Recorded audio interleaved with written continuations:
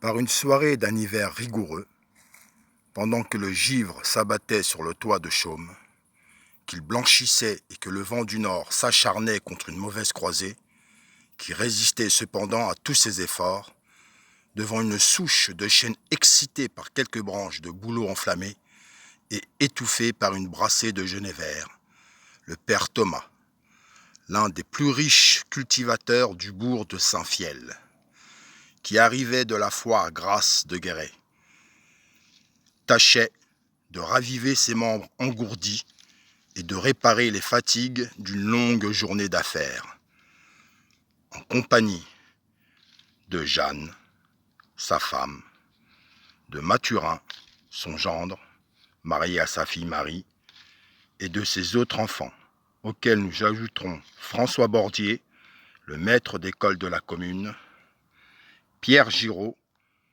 le sacristain, le vieux Briquet, garde champêtre, et quelques autres voisins, ses amis. La foire n'a pas été bonne. Les bœufs s'étaient livrés à vil prix, et Thomas en avait à vendre.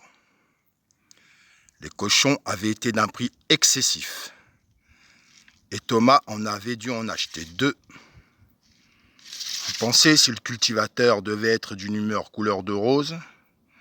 Il grommelait donc, tout en réchauffant à la flambée ses doigts noueux, calleux et velus, et se plaignait amèrement des hommes et du temps, de sa ménagère qui avait mis trop de sel dans le pot-au-feu, de son gendre qui avait négligé de décharger une voiture de fumier arrêtée depuis plusieurs jours dans la cour de la ferme, etc., etc.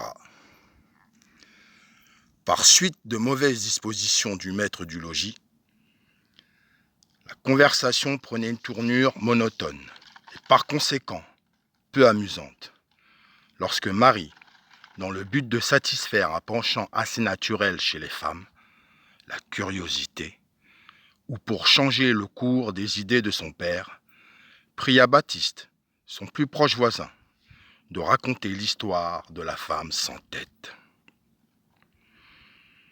Histoire dite et redite 100 fois, et que l'on entendait toujours avec un nouveau plaisir, parce qu'elle inspirait de la terreur.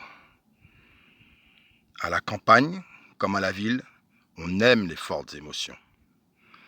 Au nom de la femme sans tête, les petits-enfants cachèrent leurs figures sous le tablier de leur grand-mère. Le père Thomas rajusta son bonnet de laine grise sur sa tête, et chacun se disposa à écouter avec une contenance plus ou moins rassurée. Le narrateur, qui commença en ces termes. C'était un samedi du mois de novembre, 1700 et quelques.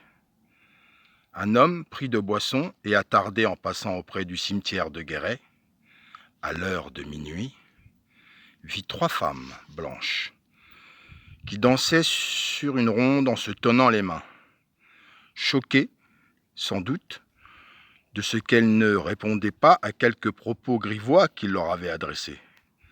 Il sauta dans le cimetière, qui était plus élevé que le chemin qui conduit au faubourg de la Ganne, arracha la coiffe de l'une d'elles, la mit dans sa poche et disparut.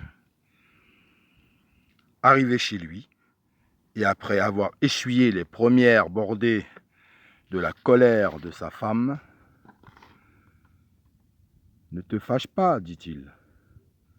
Demain dimanche, je te ferai un cadeau qui attirera sur toi tous les regards des assistants de la messe. » Puis, il déposa le bonnet dans une armoire et se mit au lit. Il dormit d'un sommeil agité, comme en ont les ivrognes.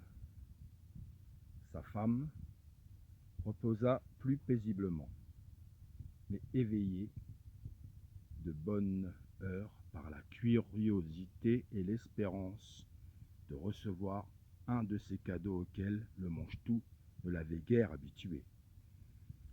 Elle lança à son mari un regard scrutateur. Le débauché se rappela malgré la lourdeur qui pesait sur son front, comme une masse de fer, et sa rencontre de la veille et la promesse qu'il avait faite.